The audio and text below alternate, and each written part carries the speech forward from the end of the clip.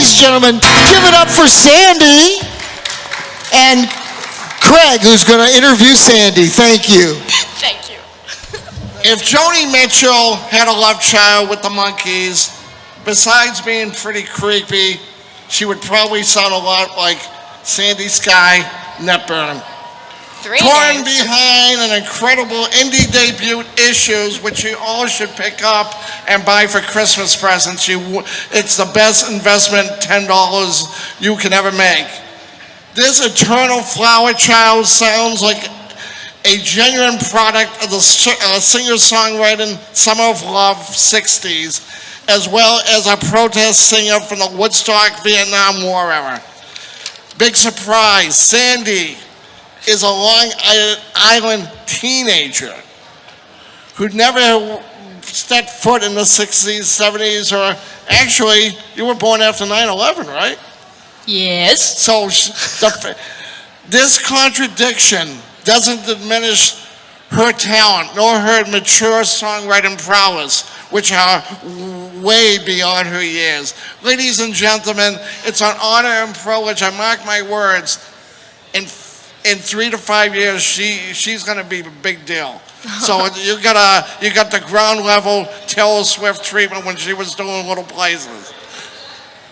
The one and only Sandy. Thank you. Wow, I feel so special. Golly. And Sandy, you don't mind if I call you Sandy? No, it's Sandy Sky Netburn, please. Sandy Sky Netburn. Tell me, how did you? Who do you credit for your musical influences? Who do I credit for like the person who introduced me to them, or who they are? Well, we'll do both. I mean, do you come from a musical family?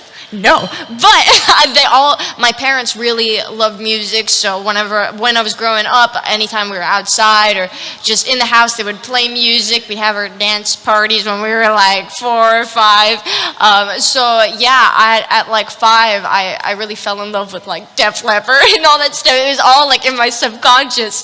And then when I was, like 11, I started to really actually appreciate music. So, but I mean, the bands that I listen to that have really inspired me, it's like, I love the writing from Styx. Yeah, you're a big Styx fan. Yeah, I am. It's not even just Tommy Shaw's hair. It's the lyrics, the chords. It's just so many songs are brilliantly written, and I think it might be obvious. Jim Steinman is a gigantic influence for my writing and for the chords and stuff. That stuff is like really creative. Oh, absolutely. So what's your go-to album? What did you say? What album? Let's say you want to get creative, or you have a lousy mood and you want to get out of the funk. Is there an album that you would put on, or someone that I know you love Styx? Yeah. I know you like Harry Old Speedwagon. Oh, my favorite album, just always at any time, is Tommy by the Who. Oh, okay. That is just like it for me. It doesn't matter what mood I'm in. You just get so invested in the story. It's like, I don't care about my life. I want to know about Tommy's life. There's a lot of Tommies in my life. And so I mean, you've gone to a lot of concerts, I know, in your young life. Who's your musical idols? Who have you met that left an impression or seen? Oh, who have I seen, like in concert? Yeah. That's interesting. Well, my very first concert was Mike and Mickey of the Monkees on their farewell tour, and I think that was so incredible for me. I remember once I got to see Mickey, and I was asked to come backstage, and I remember the feeling just walking backstage and seeing everything from the side of the stage and watching the lights just glow on the surface, and I was like, oh, that is the most beautiful view. I just, what I would give to be there. So, I mean, that was really big for me. What's your favorite Monkey song? Oh my gosh. Oh, my favorite. It's got to be a Nez song. Okay. Some of Shelley's Blues right now is really beautiful. Yeah. I mean, I guess it's kind of more solo, but I think the Monkees did that. If not, we'll just pretend, okay? Just make me feel good about it.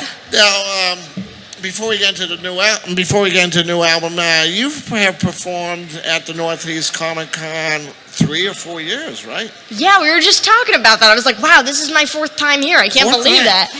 So I mean, and you're only 18 now? Yes. So you were 14 when you first performed here?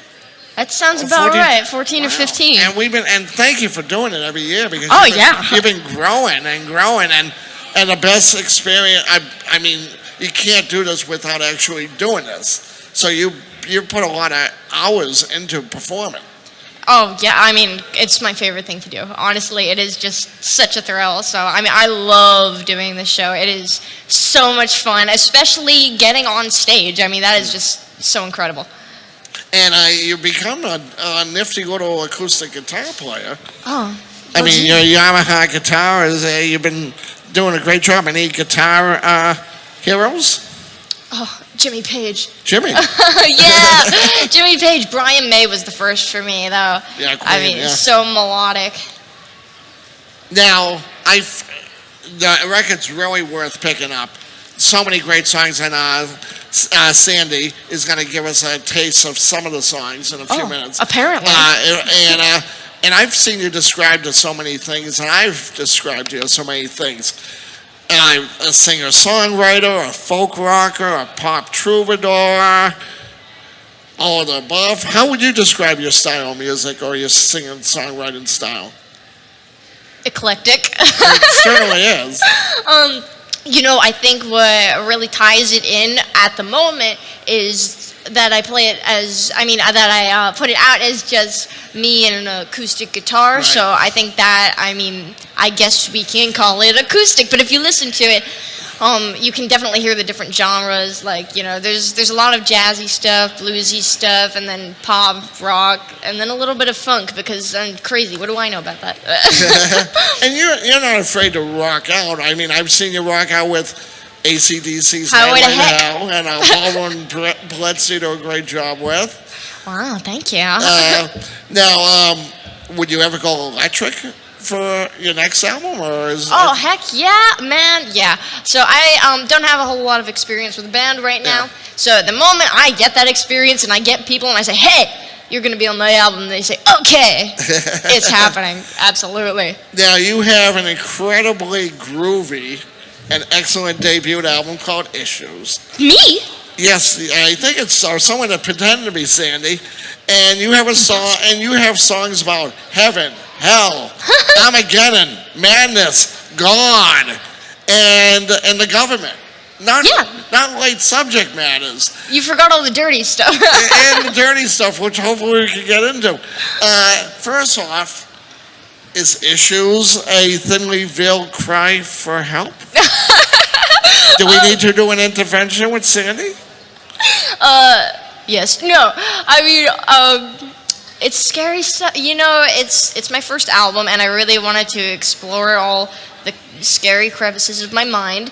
And, you know, I think we talk about the album being divided into 3 main issues, which it totally is, but it's also, I think I kind of left a lot of room for interpretation for just about everything. So I think another underlying theme in the whole thing is, like, just to keep an open mind. So I think despite those being very eclectic, grouping of topics, I think they're all connected in that way. So we shouldn't is this autobiographical? Is it semi-autobiographical? Is it something we shouldn't read too deeply into the lines? Because, before you were born, and you probably know this guy, there was a pop singer-songwriter, went #1 a few times, Gilbert O'Sullivan. Oh, yeah. And he had a song, Alone Again, Naturally. Yeah. And everybody felt bad about the guy because his mom and dad died. It was all made up. It was all make-believe. I didn't know that. It was all nonsense. Wow. And bottom line, are you as gagoots as you sound on this record? Some things are very specific and personal to me on that album. Some things are based on stuff that I've seen. Okay. And some things are just stories I wanted to tell. Yeah. Like Bruce Springsteen said on his Broadway play, he's written his whole life about factories and car racing, and he never did either. Oh my God. But didn't know that. the reason why you're so good is that you can get into these psyches to write your songs. I guess so. You know, I mean, I try not to like, you know, like I said, it's all open to interpretation. Yeah. So it doesn't necessarily mean my view on something is Right. accurate. It's just like, hey, this is what I see right now. This is how I feel being young and naive, just a teenage girl from where I'm from. And this is the way I see it, but feel free to disagree. Now, you normal high school, or what kind of background do you have education-wise? That's you don't a want- solid question. I went to high school. Okay. I graduated high school. Okay. I'm out of high school. And according to one of the songs you have, you didn't particularly, as I said earlier, and maybe you play a snippet. If not, that's fine. You got a great song about high school on the new album. What's the name of it? Board of Education. Board of Education. And as I said to you earlier, you hear the song, and Alice Cooper, who probably wrote the quintessential anti-school song, School's Out, and Roger Waters, who did another Brick in the Wall Part 2, would probably say, wow, Sandy, is high school really that bad? I wrote that while I was sitting in school, so it was just, I just had all the material. What class did you write it in? Do you know? English. Oh, okay. Yeah, I was sick. And they were making me attend because, you know, you can only have so many absences. And I was, you know, I didn't want to be there, so I just wasn't there most of the time. And it was like, oh, it's June, and I'm sick, and I'm in class. Yeah. Now, what kind of kid were you in high school? Which actually wasn't that long ago. Were you in any cliques? Were you the brainy nerd? Were you the one in the back that wrote poetry all day? Were you... I did have a reputation for some things that you probably don't want to know about because they're not true. You know, okay. I spent a couple of years at home from COVID and stuff. Yeah, COVID was bad for everybody. Yeah, so I got really kind of separated from anyone that I was even thinking about. What am I thinking? You're from the Okay. generation that actually went home, right? Yeah. Oh. So, yeah, I did not have very many friends. Okay. I was lucky enough to be able to bring a guitar with me in the last year of school, which was like a lifesaver. So I think everyone just kind of looked at me like, who's that spooky girl that doesn't talk to anyone with the guitar? They don't really know anything about, nobody from my high school knows anything about my life or music or anything like that. Now, everybody who's in music or wishes to be in music and try to be in music always has a fond memory when it comes to the guitar. Yeah. Was this a gift from your parents, or what's the story behind your first guitar, which probably made your fingers bleed? Oh, actually, so I mean, there was always little toy guitars around my house because I have a bunch of older siblings, and it didn't really, you know, none of them really loved it. So we just had a bunch of toy guitars, and I just started kind of playing on one and on a first act guitar, and then I got good enough that my dad was like, you know what, let's get her a real guitar. So I think it was my 12th birthday. I wasn't expecting it at all. I thought I was going to play on that toy guitar forever. And they surprised me with it, and I was so thrilled. His name is Brian, and you know that's still my favorite. Don't tell him. Your guitar is named Brian. Yes, after Brian May. Oh. Oh, I love that. Thank you. Oh, that's great. Oh. He likes the insanity. Do you name all your instruments? Yes, I name most things. What? What is the name of the Yamaha to your left? David. David. Yep. Named after David Gilmour? David Cassidy. David Cassidy. And when you eat, what do you name your utensils? Your fork, your knife?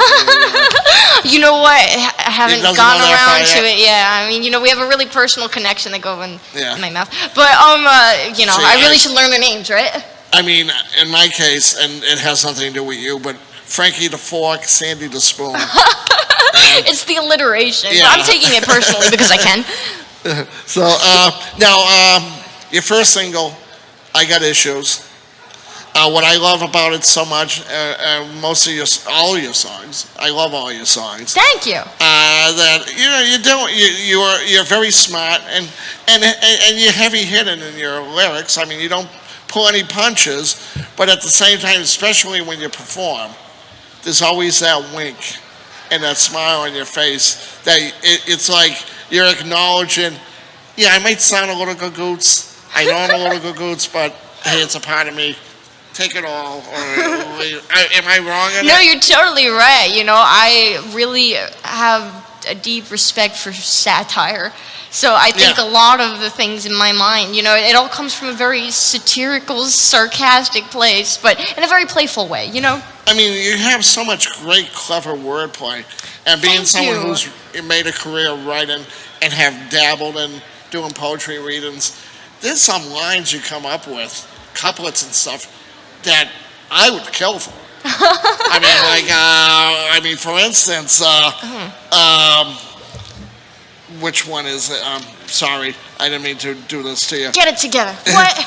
Tunnel at the end of the light. I'm surprised no one's come up with that. Scary stuff, right? I mean, It's just a before, quick- I mean, what a great little metaphor analogy there going on. Can we hear a little from maybe I Got Issues? Yeah, I don't know. sure. It doesn't have to be a full version. It can be an abbreviated version. I can give you like a verse and a chorus. Yeah, and then we'll open some questions and we'll get more into the album. Because there are a Yeah. lot of songs worth talking about on this. Whoa. I will try not to destroy this. Oh, this is still on. All right, I've got issues.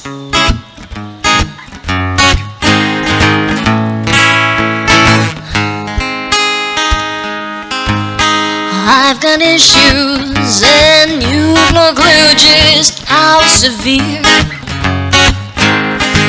I'm not afraid of the bloodiest wars, but I'll run from the mirror.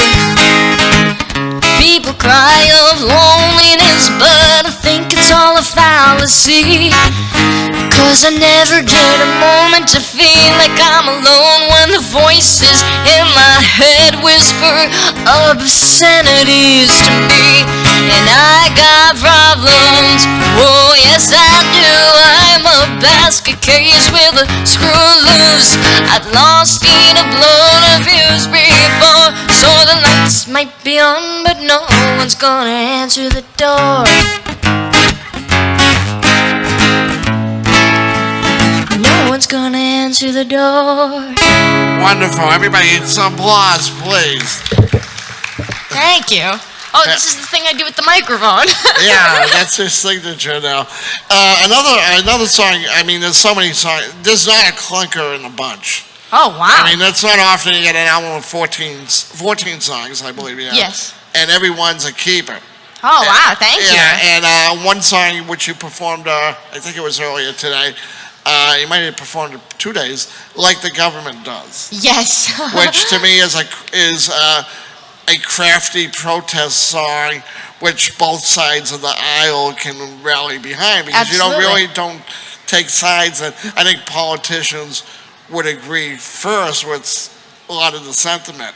Now, is it hard to write a song like that without being condescending or heavy hitting or trying to be too much or something and too much on? Because even my brother went up to you after the song, and he loves the song, and one thing he said is the fact that it's really not taking sides.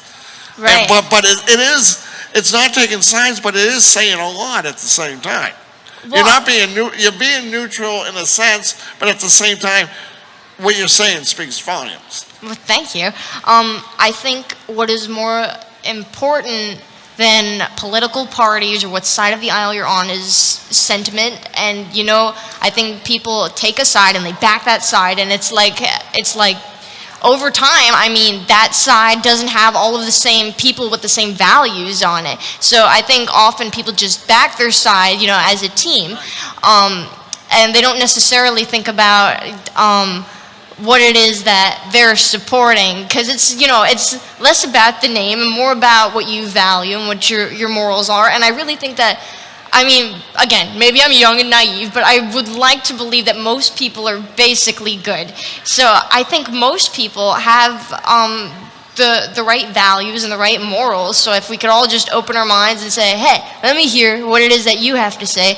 Why are you standing here and I'm standing here, and we both have the same thoughts and values and morals? How does that happen? And I think that happens more often than people know. I'll share this with people. There was a moment when you were talking, and I had this little epiphany. I'm like, you're really going to be a star. You're destined to become a big star. Thank you. Just see you a couple of years from now. I mean, hopefully, unfortunately, music has changed so much, as you know. Unfortunately, it's not always talent. That's the sure thing to get the thing, but you definitely have the talent. Oh, thank you. So I think you're going to go places, and hopefully you get that break, whatever it is, or that occurrence, timing, kismet, whatever happened. Could you play something from like the government does for us? Sure, yeah. I'll give you another verse and a chorus. Is that okay? Sure. That was great the way you did it before. Thank you. If you saw my set earlier in the day, you know this is the sing-along song.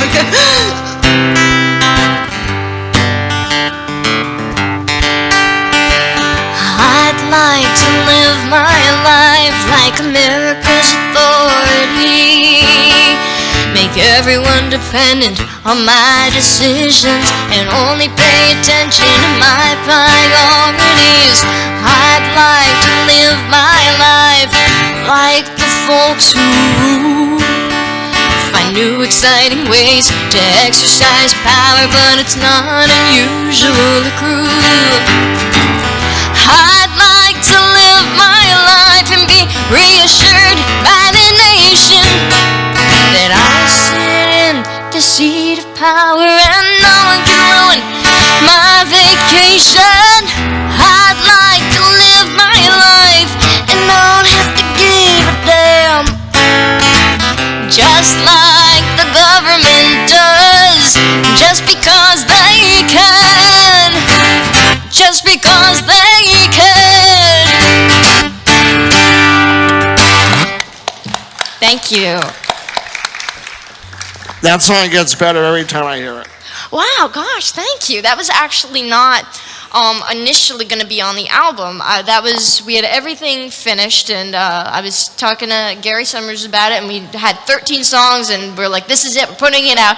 And the day after we decided, this is it, I said, Gary, I wrote another song. And he said, well, maybe we'll put it on the next album. I was like, well, how about I play it for you? And I played it for him, and he said, oh, this has to go on the album. We need this out now. And yeah, we just put it right on the end. So it was just a funny thing. So that was only like a one-day affair, writing that song? It was something I had in my notes app. Okay. For a little while. I had the idea, and then, I remember I was sitting outside in the backyard with my dad, and I was like, wait, don't talk to me for 10 minutes. And I just wrote all the words, and then I got all the music together in time to show him and recorded it. Now, Scary stuff. Can I try that with my boss at work? Don't talk to me for 10 minutes? Would that work? Yeah, I'm sure. It didn't work very well then for me. I'm not suggesting that you look at someone and say, don't talk to me for 10 minutes, I need to write a song. But, No, I'm lucky. We love your dad, too. Your dad's been there through thick and thin Yeah, from the absolutely. beginning. And when you graduate to the national stage, he's going to be enjoying it more than you. You said when you graduate, and I was starting to have flashbacks. Oh, yeah. When you hit your head with the microphone again. No, that won't happen again. Hopefully not again. Anybody have any questions for this lovely lady? Speak Okay, loud. it's okay if you don't. Another song I love is Hell Throws the Best Parties. Oh, yeah. Which, when I first heard the title, I thought of Billy Joel's Only the Good Die Young. He has that that's great. funny. I love that song. Not that it's anything like that song, but it has a similar. It's almost like you ran with a theme that he mentioned in one line. I'd rather laugh with the sinners and cry with the saints. The Oh my sinners God, have so much more brilliant. fun. Only the good die young. And it's like, I'm not saying that that's inspired you, and probably didn't. Well, it didn't, but I will take the association. But but it's like, oh, there's a great little nugget of an idea, which is not the way, and then you develop this great 4.5-minute song on that theme. Wow, is it that long? I have no idea how long it is. I was like, I know really? songs on 2 minutes and 32 seconds, 200, 4. I have a couple 4.5-minute songs though. I'm sorry, but I mean, you're a good girl. Tell me about how would you know that hell throws the best bodies? I don't even know. It was just one of those weird storytelling kind of things. I really have no idea. It's just I wanted to write something jazzy. That was like what I wanted to do with that song. I was like C minor 7, G7. Yeah. Okay, we got a song. That's like there's one other chord in there. I don't even know what it is. And I was like, what has this attitude? And then I don't know where Hell Throws the Best Parties came from, that line, but it was there in my I have a whole list of different potential hooks in my phone, and it was there, and I said, you know what, I've got an idea, I want to write this song, I want it to have a ton of attitude, and I think this is the line that'll do it. Now, your phone with the hooks. How many more hooks do you have? Do you have enough for your sophomore album? Or you? There's a ton in there. Okay. There is like, oh my God. I started writing all of this stuff down before I even knew I was ever going to make an album. Yeah. It was just one of those weird things. It was just like, some of these things are really clever. And I really wanted to do something clever. Again, with Jim Steinman, I mean, he has so many lines in there that are just so clever. It's like, and they get missed, you know? Yeah. And I didn't want to lose them, so I just started writing them down, and there's so many in there. They're not all good, but it's like just better off writing it down, you know? Now, I got to ask, because you brought Jim up a few times, and I know you did Paradise by the Back. Oh, yeah. Dashboard Lights. Not an easy song to do, even if you can sing it. It's endurance, that's how long it is. And I didn't do the hard part. I left that to Gary. He did the Owen Foley part, not the Meatloaf part. Do you have a favorite Jim? Oh my gosh. It changes all the time. Tonight, what is your favorite song? Tonight, it is, what is that song? Everything is permitted. Yeah, everything is permitted. Okay, cool. Yeah. And could we hear some from Hell Throws the Best Parties? Maybe. This is what I do. You would think I would like move it or make an adjustment, but that's not my style. Ready? Yep.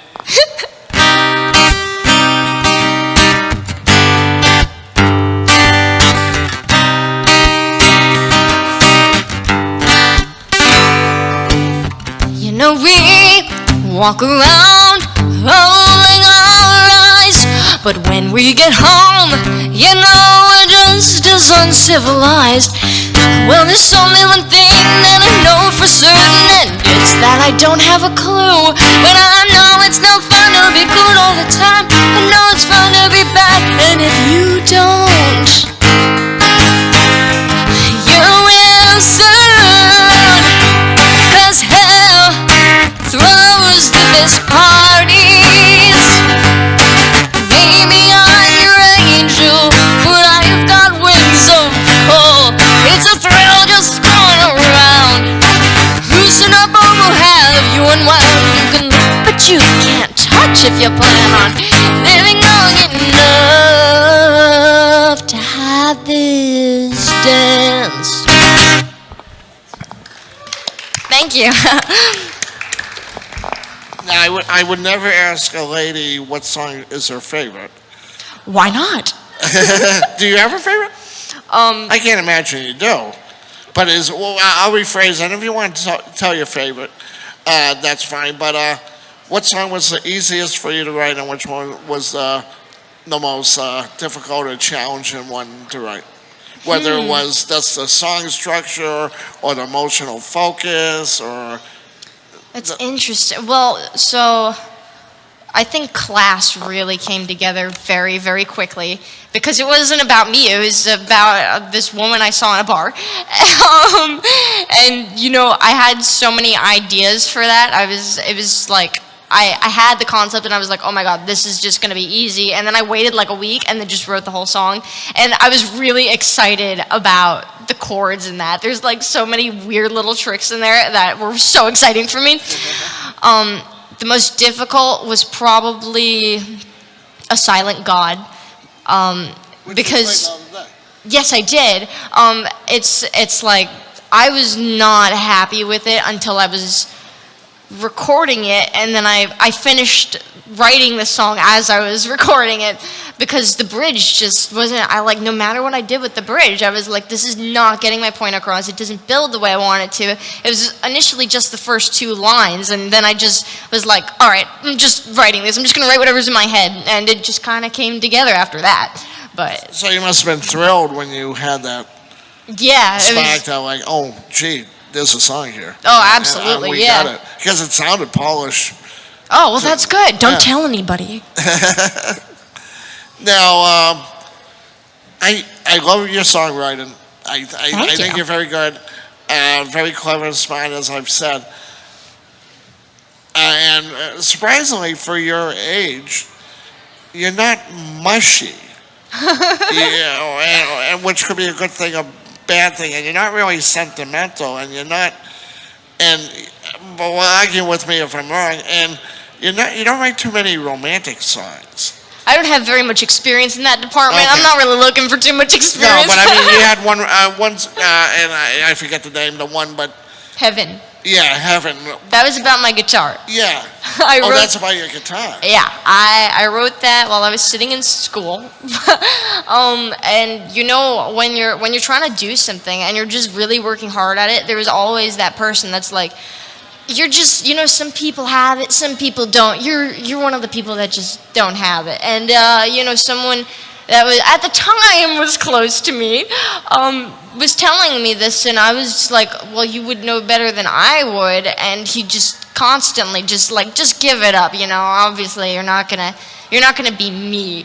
And I remember thinking it would just be a waste of life to not try and pursue this. Why would I do that? Like, this is what art is what I've been doing since like as far back as I can remember, and this is my love. This is like, I'm locked into this. This is what I do now, and I think it's perfect. It's the most incredible feeling, and I was like, you know what?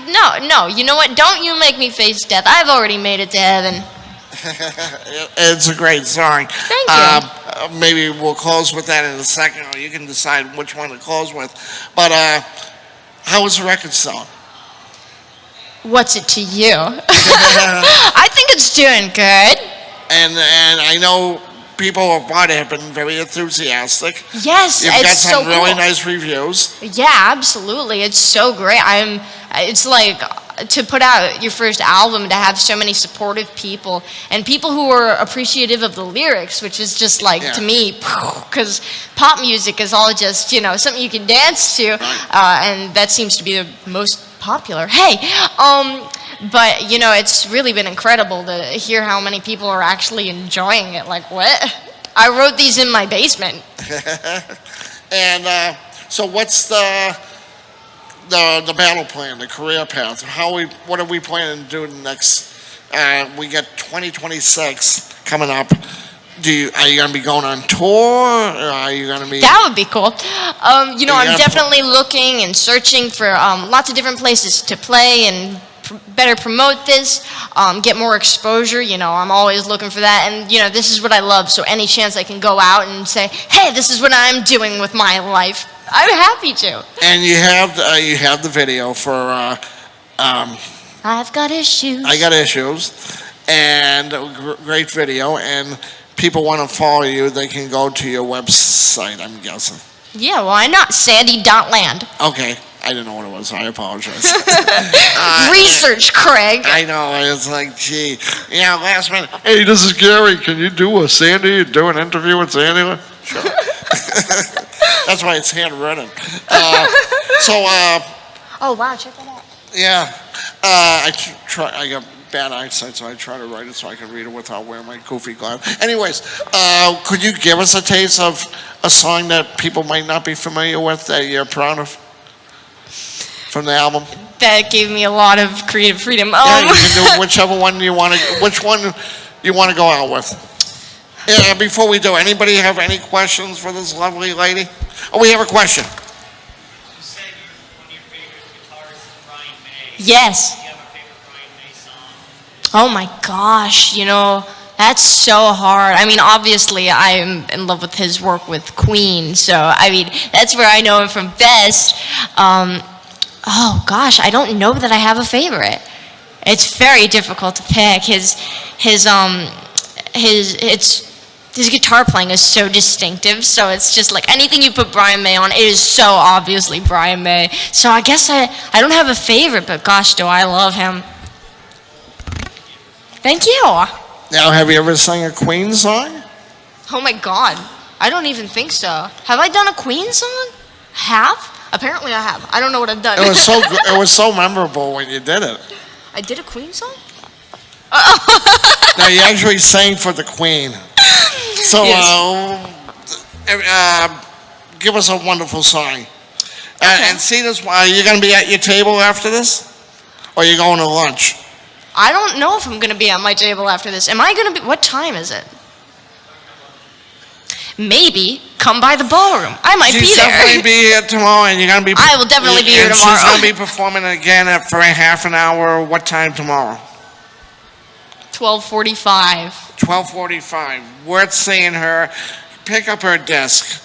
And if you don't like it, which you're foolish if you don't, give it as a Christmas gift, and it's going to be the gift that keeps on giving. It's a great disc. Buy 5. Thank you. One for each finger. Oh, and if you had an accident, you can always go to the second hand. Thank you. I appreciate it. So what are you going to play for us? That's a good question. I have no idea.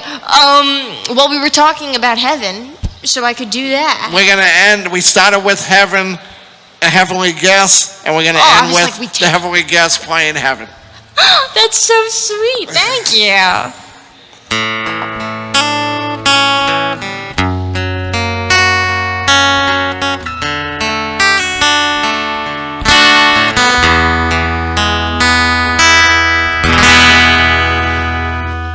All I can say is it would be a waste of life if you were to leave me now. There's so much time left in this world, and like it or not, I've gotta spend it somehow. There's a ballpoint pen in the sky, writing on stars. There's no way to stop it, 'cause it got its start way before I got lost our road, looking for any sign that would tell me to go. But a night like tonight will never be again. If you won't cry for the moon, the sun's around the bend, and I'll stand beneath the sun, sing while I freeze, begging you to embody where it all began. And my hands are so cold without you holding them. My heart is so lonely without your command. To all the ones I loved, it was before I ever fell, and I'll do anything you say while you got me under your spell. But don't you make me face death when I've already made it to heaven. No, don't you make me face death when I have already made it to you.